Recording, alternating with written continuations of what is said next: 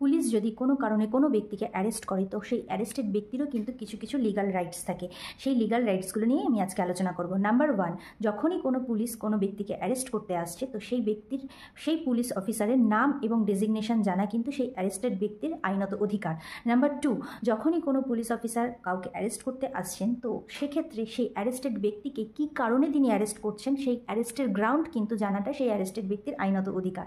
Number 3, যখনই police কাউকে arrest করে নিয়ে যাচ্ছে, অ্যারেস্ট করে নিয়ে যাওয়ার পরে তার যখন থেকে অ্যারেস্ট করলো তার 12 ঘন্টার মধ্যে উইদিন 12 আওয়ার্সের মধ্যে কিন্তু তার ফ্রেন্ডস বা কোনো ফ্যামিলি মেম্বার্সের কাছে ইনফর্ম করতে হয় এবং সেই ইনফর্ম করাটা কিন্তু হিসেব মতন আইনত অধিকারের আন্ডারেই পড়ে।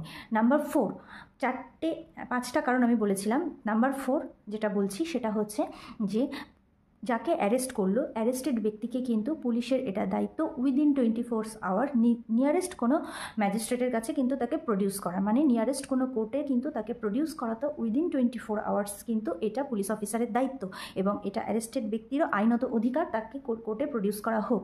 নাম্বার 5 নম্বর হচ্ছে যে পুলিশ অফিসার যখনই তাকে অ্যারেস্ট করলো তো অ্যারেস্ট করার পরে কিন্তু তাকে মেডিকেল চেক আপে নিয়ে যাওয়া হয়। মেডিকেল চেক আপটা কিন্তু তার আইনত অধিকার। তার কারণ অনেক ক্ষেত্রেই আগে এই ঘটনাগুলো বেশি ঘটতে দেখা যেত, অ্যারেস্ট করার পরে তাকে সত্যিটা স্বীকার করানোর জন্য প্রচুর মারধর করা হতো। সেক্ষেত্রে কিন্তু মেডিকেল চেক আপটা কিন্তু ভীষণ গুরুত্বপূর্ণ এবং মেডিকেল চেক আপটা কিন্তু প্রত্যেক 48 ঘন্টার মধ্যে কিন্তু প্রত্যেক 48 ঘন্টা পর পর কিন্তু মেডিকেল চেক আপ করানো হয় এবং এটা কিন্তু তার আগেই সাধারণত পুলিশ অফিসার্স করিয়ে থাকেন।